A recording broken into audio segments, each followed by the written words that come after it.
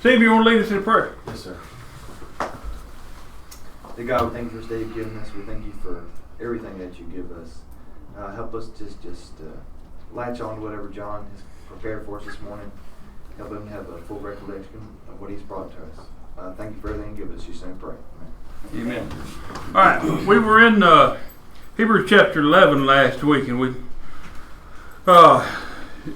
this being known as the Hall of Faith, and mentioning several people in the history of the world and using their faith as an example of how we use faith to understand. We had gotten down to about verse 20. The last one we talked about was Abraham and how he exercised his faith when he took Isaac, who is described as his what? How does the Bible describe Isaac? As Abraham's what kind of son? Only begotten son. Which always kind of confused me because there was who before Isaac? Ishmael, but he wasn't the one that was promised by God. Talked about how Abraham exercised his faith knowing that God would be able to raise Isaac from the dead. And the way the scriptures read, Abraham didn't have a problem with going through all this trouble to carry his son off and build the altar and get to the point of actually taking his life. And that's when the angel of God told him, don't you hurt that boy. All right.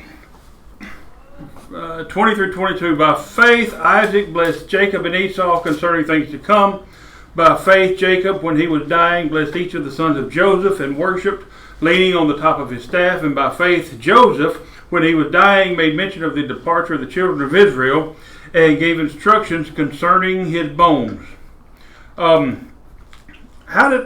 What was the story about Isaac blessing Jacob and Esau and telling them of the things to come?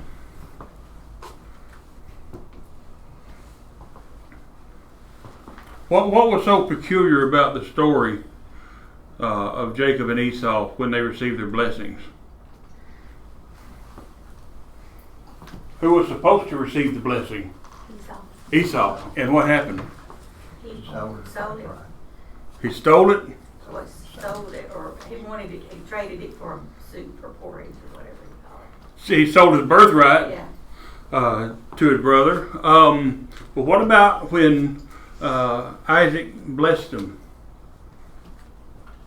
The mother told him to switch, and they give it to Esau was a daddy's boy. Yeah. And Jacob was a mama's boy. And mama didn't want to see anything happen to her little boy. That's the way it boiled down. So she fixed it up for Jacob to be able to deceive Isaac. What'd she do? What lengths did she go through to help deceive her own husband? She made him his favorite stew, and then Okay. she put lamb skins on it. Because He couldn't see good. Esau was happy. Because Esau was born hairy, as Scripture says.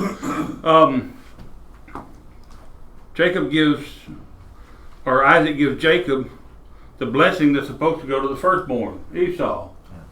And when Esau does show up with the game that he's hunted and the stew he's made, what's the bad news? I've already given it away. Who was that in here with me? By faith, Jacob, when he was dying, blessed each of the sons of Joseph and worshipped, leaning on the top of his staff. What's the one thing that stands out about the faith of Jacob? Or anything that stands out about his faith?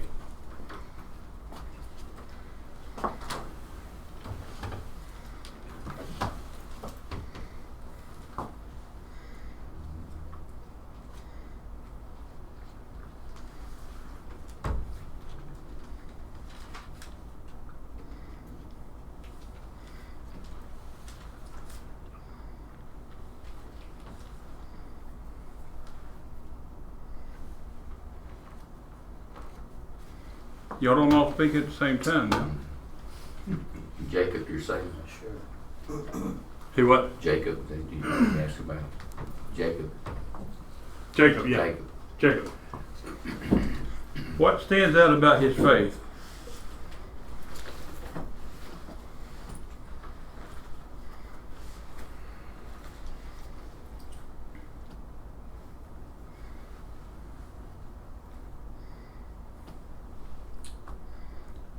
I had something on the tip of my tongue and it slipped away from me.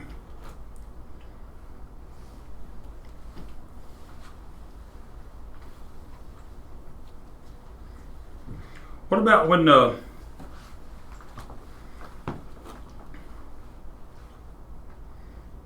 on one. I want to make sure I don't get my stories mixed up, because sometimes I do that.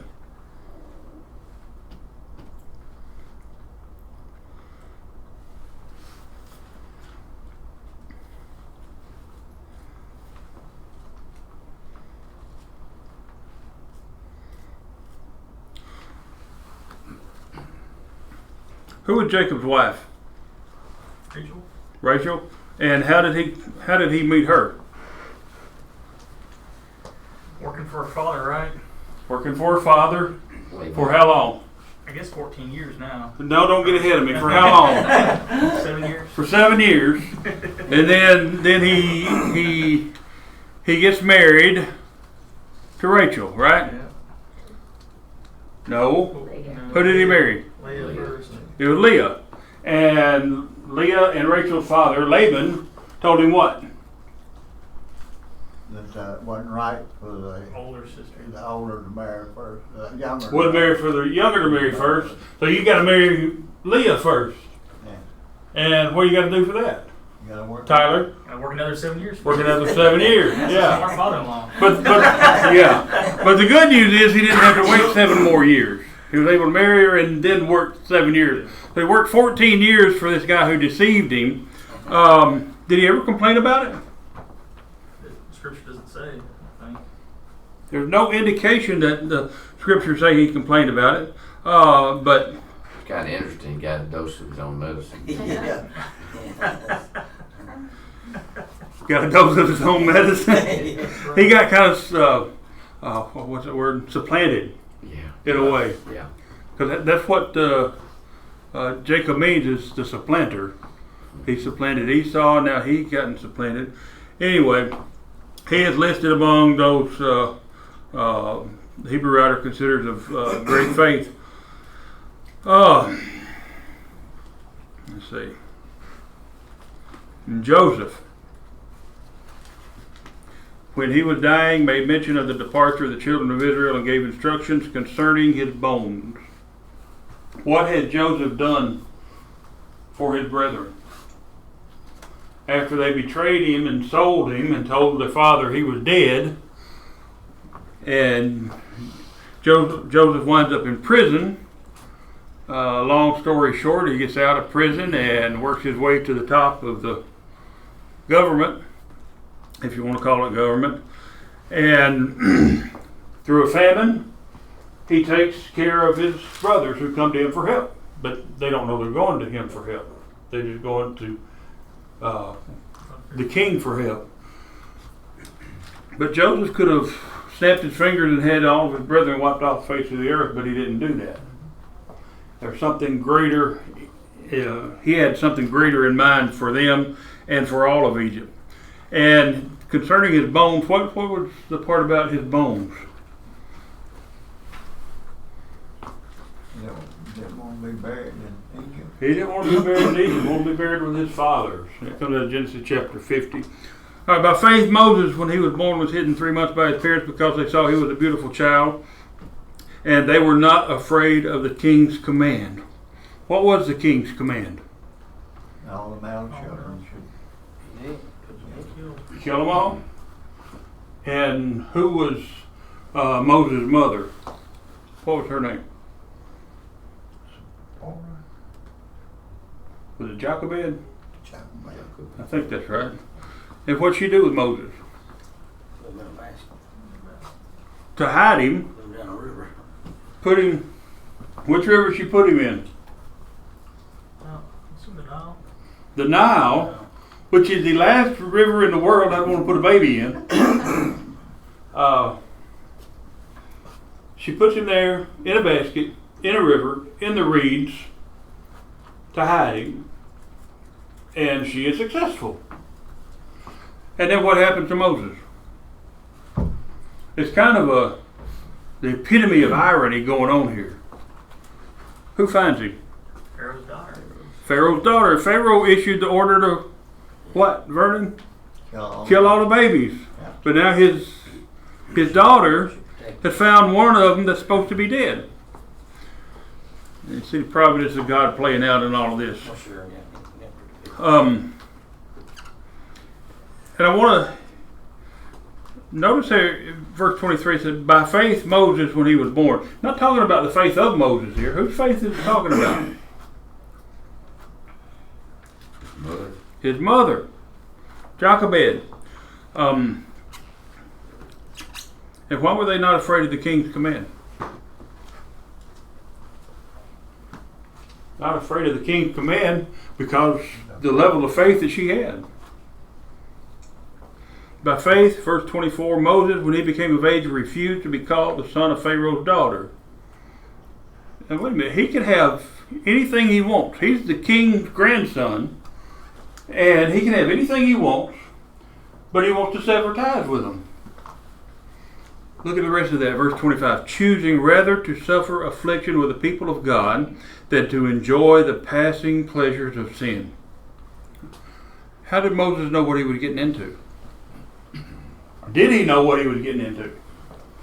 I mean, he can have anything that money can buy, and he walks away from it. He literally walks away from it. Verse 26, esteeming the reproach of Christ greater riches than the treasures in Egypt, for he looked to the reward. Now, did Moses know about Christ at this point? Did he know about the reproach of Christ? He didn't know about Jesus, but he did somehow know there's something better. Yeah, I guess he knew he had a destiny or something, maybe. He what? I think he knew he had a destiny, but maybe wasn't sure at the time what it was. I don't know what he knew or didn't know or understood or didn't understand, but there's got to be something better than this.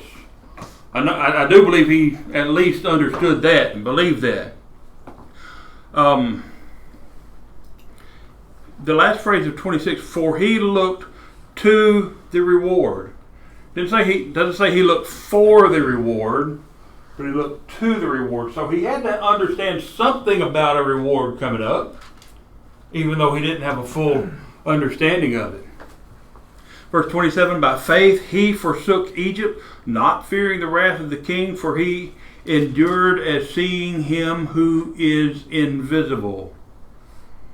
We talked about that verse a couple of weeks ago, I think. Seeing him who is invisible. Who's invisible? That's God. And Moses does understand something about God. He understands that God is in control of everything. Now, he does try to weasel out of something a little later when God tells him to go to Pharaoh and tell him what? What's Moses supposed to tell Pharaoh? Let my people go. And Moses says, what? See? I'm not. That's God.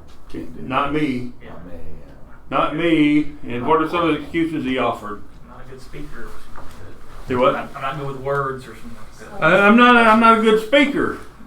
And that story amazes me because God didn't snap his fingers and say, all right, now you're a good speaker. He said, oh, look, here comes your brother Aaron, and I know he's a good speaker, so you're out of that excuse, Moses.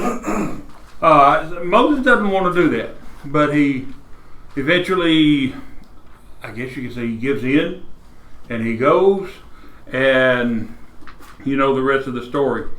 By faith, verse 28, he kept the Passover and the sprinkling of blood, lest he who destroyed the firstborn should touch them. When we read that word Passover, we usually think about that Jewish feast every year. But this is not talking about that Jewish feast every year. What Passover is this talking about? This is the event that started that Jewish feast every year. And what was the last plague to come on Egypt? Death the firstborn. The death of the firstborn. I used to hear stories about that right down the road at Greenfield when I was this old. I'm the oldest, and I always wondered, would my parents have put that blood of the lamb over the door lintel? I'd be history. I always wondered about that. But Moses kept the Passover. He instructed. Now keep in mind that Israel population is not a couple hundred. We're looking at somewhere between 1.5 and 2.5 million. All right, and all these people have to do this. Every family has to put this over the door lintel, the blood of the lamb over the door lintel, to keep the angel of death from passing over and taking the firstborn. By faith, Moses made sure everybody did that. They get out of Egypt, verse 29. By faith, they passed through the Red Sea as by dry land, whereas the Egyptians attempting to do so were drowned. Scripture says that when the waters parted and Israel walked across on what? Dry land. Dry land. And Vernon, I don't believe they had to wade through the mud to do that. It was dry. It was dry. But when they got out, and here comes Pharaoh, and Pharaoh got the attitude, well, my soldiers can't do anything right, I'm going to lead them. And guess what? The water closed back on them, and then Israel is completely free from Egypt. By faith, the walls of Jericho fell down after they were encircled for 7 days. This is after Israel goes into Canaan, their first battle in Canaan at Jericho. And what kind of fighting did Israel have to do there? They didn't do any fighting. What did they have to do to conquer Jericho? Walk around it every day for 7 days. They walked around it 6 days. Yeah. How many times a day? 7 times. One. One time. And on the 7th day they walked around it 7 times. 7 times. And then what happened? Blew the trumpets. The trumpets. And they blew the trumpet, and what? The walls came down. Except one little section. What was that? Who lived in that one little section? Rahab. Rahab. What did she do, Carrie? She helped First- them out. She helped them out. I like the way you said it. Verse 31, by faith, the harlot Rahab did not perish with those who did not believe, for she had received the spies with peace. Spies were sent in. How many times have spies been sent into Canaan? Twice. What happened the first time? They spied the land. 10 of the 12 said, we can't have it. They're too big for us. We'll die. Who were the 2 that said we could have it? Joshua and Caleb. Joshua and Caleb. Joshua sent these spies in. I don't think they're named. 2 or 3. Rahab brings them into her house. She hides them. And then what does she do for their protection? She literally had to hide them on the roof under what? Stalks of flax. And who came looking for her? Or who came looking for them? They knock on the door and say, hey, we heard there's spies at your house. Well, authorities of Jericho, I guess you could say. And Rahab tells them what? Yeah, they were here, but they've already left. Go that way and you can overtake them. And so they leave, and what does she do? Down over the wall. Blew them down on the wall. Let them down out the window, but before she let them down, she made them do what? Said, When- remember me when you come into your kingdom now. You have to promise, yeah. You have to promise me that when you come and attack Jericho, you won't bother me or my house. And the spies agreed to that. Well, they agreed to it with some conditions. All right, we'll do that. But if you breathe a word of this to anybody, we're not liable for anything that happens. So you get your family, you have them in here, and you'll be safe. So that part of Jericho did not fall. Rahab showed a tremendous amount of faith.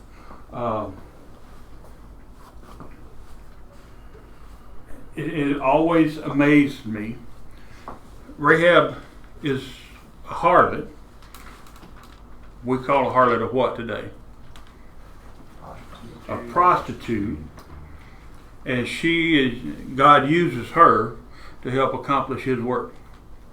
That amazes me. All right. Now the Hebrew writer kind of shifts gears a little bit. Instead of elaborating on any one, he mentions a whole series of them. Verse 32, and what more shall I say?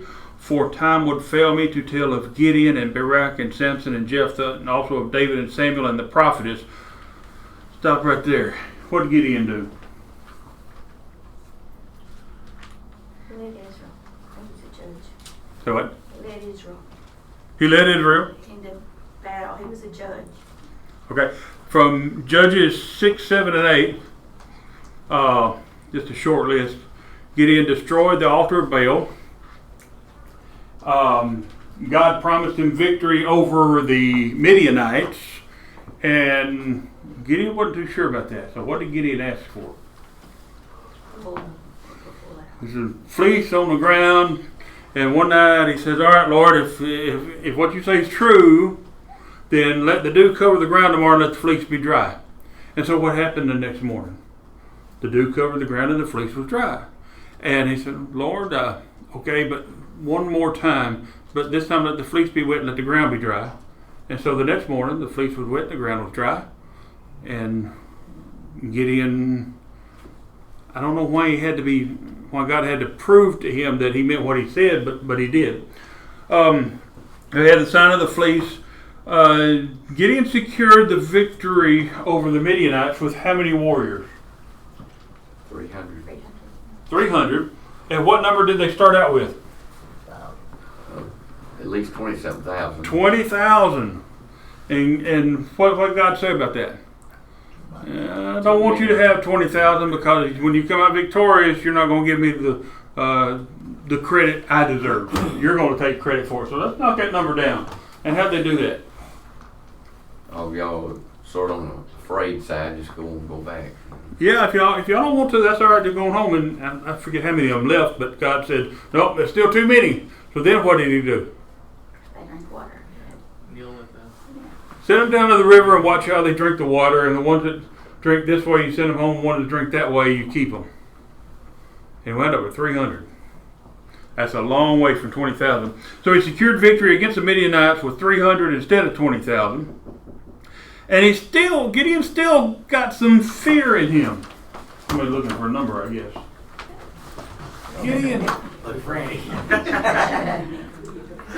Gideon still has some fear in him. And I can't think of the guy's name. He and Gideon go down to the camp of the Midianites. They sneak into the camp, and they hear somebody talking. And the guy they hear talking says, I had a dream. He talks to his buddy, I had a dream last night. And something about a loaf of bread and a thing of barley or something. And one of them overtook the other.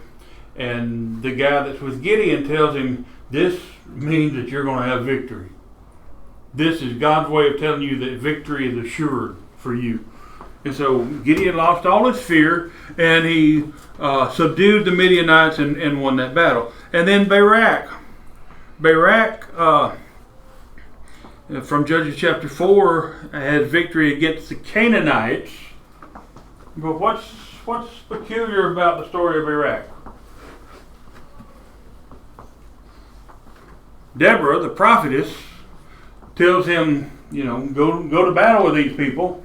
And what does Barak tell her? Only if what? Only if you go with me. And Deborah says, fine, I'll go with you, but you're not going to get any credit for it. But they go to battle against Canaanites, and they come out victorious. And then he mentions Samson from Judges 13, 14, 15, and 16. Samson, I've always tried to imagine just how strong he was. And then at the point of his death, when he shakes the two pillars and kills, I forget how many hundreds of people, or maybe I can't remember the number, and he pushes the pillars over, that just amazes me, that somebody that strong to push a stone pillar over. His hair was, or his strength was in the length of his hair, because he was a Nazarite. No razor had ever come upon his head. And his wife, he tells us, he puts out a riddle, and nobody can figure it out. And they pay his wife to get the answer from him, and he does. He gives the answer, and then he has to pay the debt because they know the answer to the riddle. And years pass, and he's now with Delilah, and his enemies want to know the source of his strength. And Carrie, can we say that Samson lied to him 3 times? He pretty well didn't. He didn't exactly tell him the truth.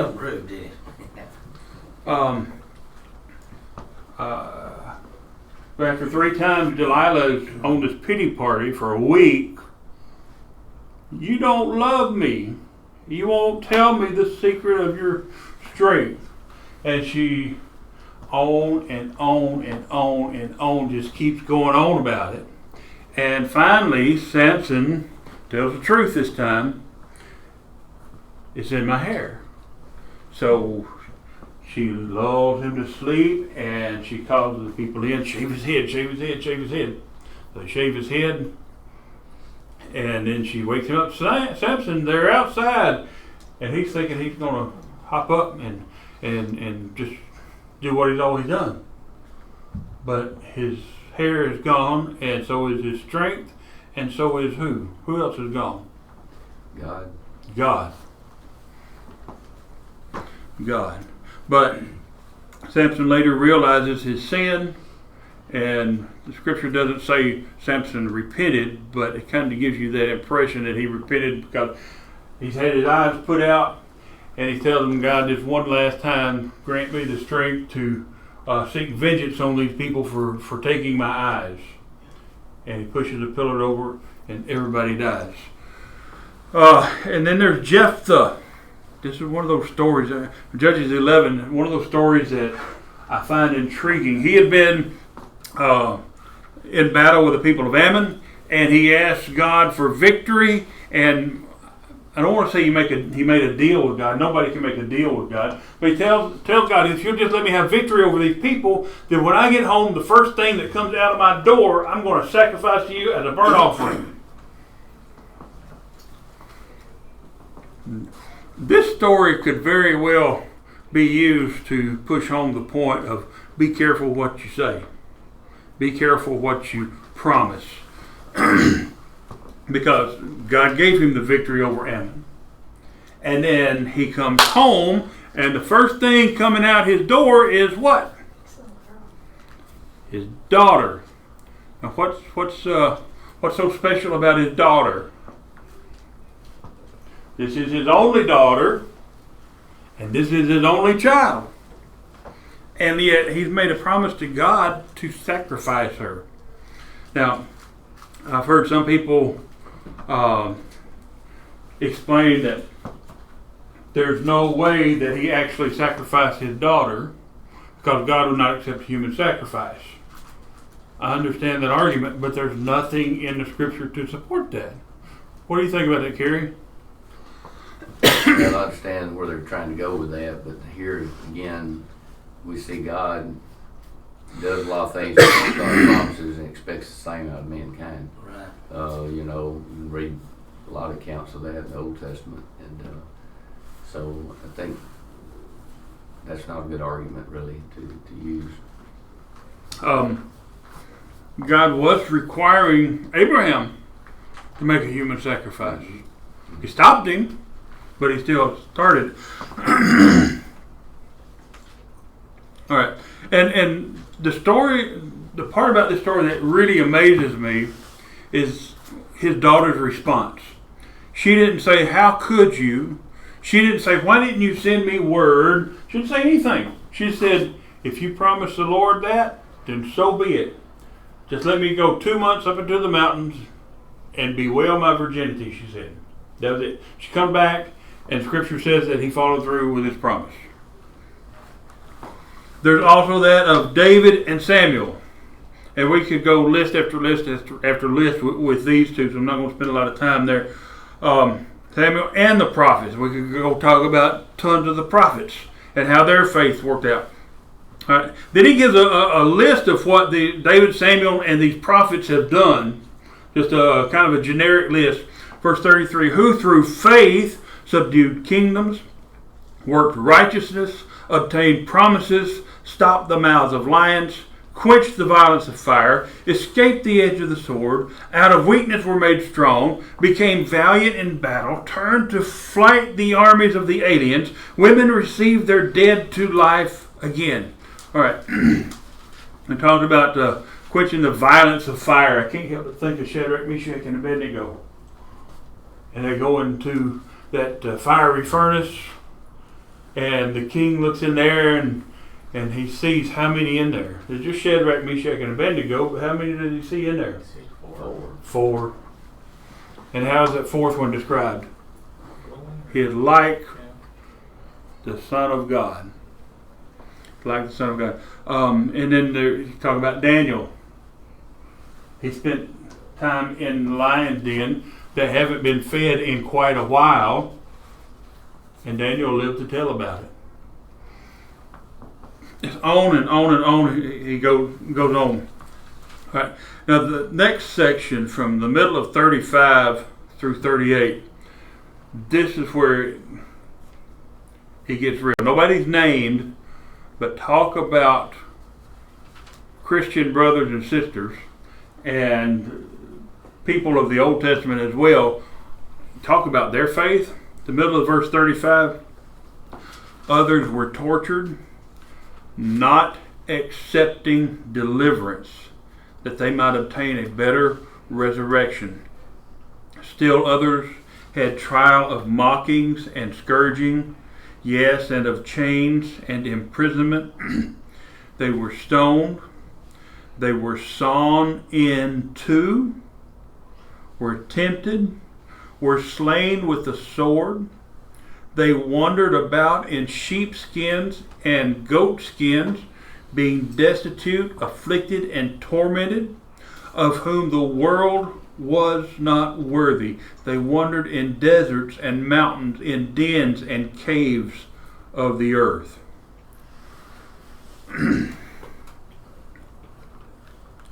Somebody said,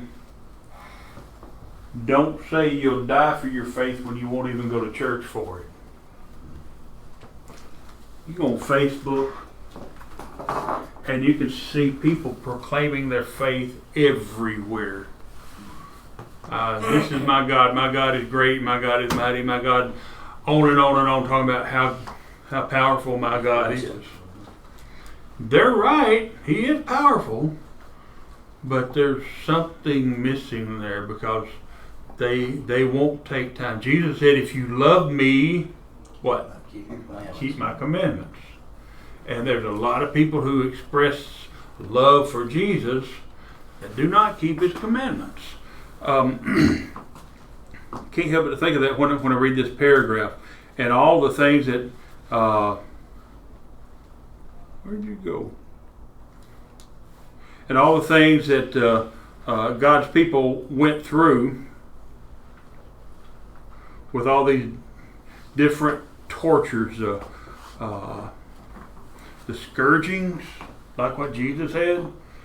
That scourge is a piece of leather ripped down to several pieces that has glass and metal and sand and rocks embedded in the leather. And when they're scourged, there's a stump. Did y'all see that movie? What was it? Mel Gibson's.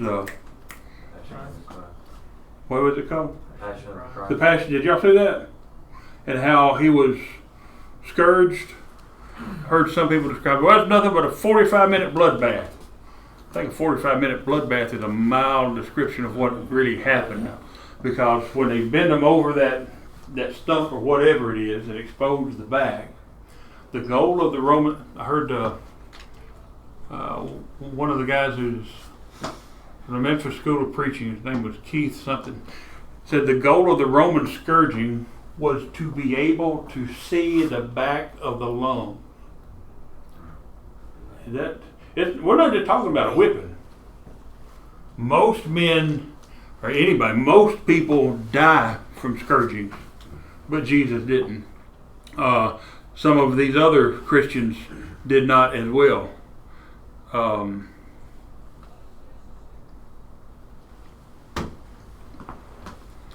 Chains and imprisonment, stoned, sawn in two. Really? This is things that are unthinkable, that I cannot fathom what some people have gone through because of their faith in God.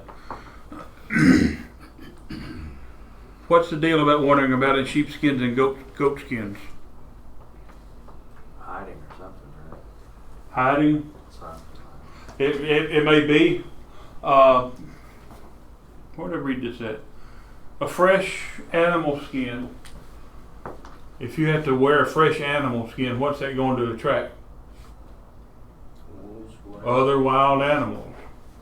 So, destitute, afflicted, tormented, of whom the word was not worthy, wandered in deserts, mountains, dens, caves of the earth. 39 to 40. And all these, having obtained a good testimony through faith, did not receive the promise.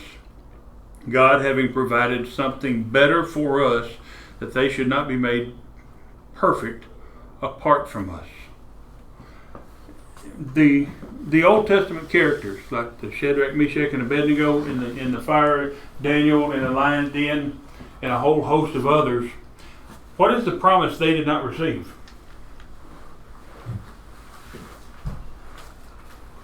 The promise they did not receive is that better covenant that we have, Jesus. They knew something was coming, but they didn't know what it was. Peter talked about that which angels desired to look into. Prophets wrote about it, but they didn't even understand what they were writing about. They still maintained their faith. All right. Going into chapter 12. Therefore, we also, since we are surrounded by so great a cloud of witnesses. The cloud of witnesses he just summarized in chapter 11. People who have lived the faith, people who have died for the faith, people who would not allow anything to come between them and their God. Since we are surrounded by so great a cloud of witnesses, let us lay aside every weight and the sin which so easily ensnares us, and let us run with endurance the race that is set before us, looking unto Jesus, the author and finisher of our faith, who for the joy that was set before him endured the cross, despising the shame, and is set down at the right hand of the throne of God. There's the promise. Jesus and his sacrifice. And why? Why did he go through with that sacrifice? He didn't have to go through with it. He would have disobeyed God's will. God didn't have to go through with it. God could have changed his mind. Heard a preacher say one time, if I had been God, he said, I don't think I'd have done that. He said, there's no way I would plan the death of my child to save anybody. The only way I can relate to that is, Tyler, if you and my daughter were in a house fire together, and I got a chance to pull one out, Chuck, I'm sorry, Tyler's gone. Well, it's kind of. And I think you'd do the same thing. It's your children, yeah. I mean, there's, if you have a choice, you know, my daughter's the one that's coming out with me, and if I got time, I'll come back after you. I appreciate it. Yeah.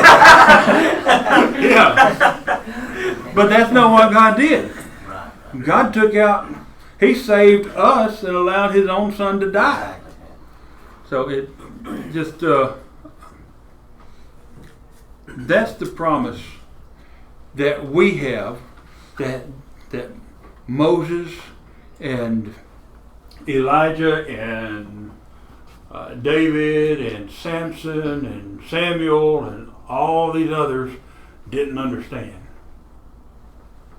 They didn't understand it. All right, I'm going to go ahead and stop there.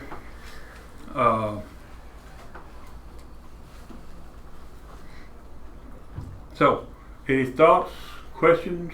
Well, you know, that this reflection at the end of the chapter was brought out a little bit earlier in the chapter. If you go back and look after it talked about Sarah's faith, you know, it goes into the fact that in verse 13, then they all died in faith, but having not received the promises, but having seen them afar off, again were assured of them, embraced them, and confessed that they were strangers and pilgrims in the earth. And he goes in and talk about God is, you know, prepared a place that we desire better, a place, a heavenly country. Therefore God is not ashamed to be called their God, and He has prepared a city for them. So he's already mentioned it in the early part, and he comes back at the end and nails it down again. So it's again somewhat of an encouraging factor for those of us that remain today, that these that were so great, they were really looking ahead and put it in God's hands for their ultimate salvation, but they didn't have a clear picture as we do really of what is promised. To some extent we know, we don't know all the details, but we have that promise, and now we have their history to work from and still God's promises to lean on. We have a better understanding, a clearer picture, and yet our faith is nothing like what you read about in the Old Testament. It doesn't appear to be, does it? You know? I mean, I'm speaking generally. Yeah. You said you didn't know how God could sacrifice His Son. He knew if He was obedient to Him, He would resurrect Him. Yeah. Mm-hmm. He died for our sins. Mm-hmm. And, And one of the speakers we had on Wednesday night, I can't remember which one it was, made a statement: if there was only one person out of the billions in the world that's ever lived, if there's only one person to be saved, Jesus would have still died. All right, stop there.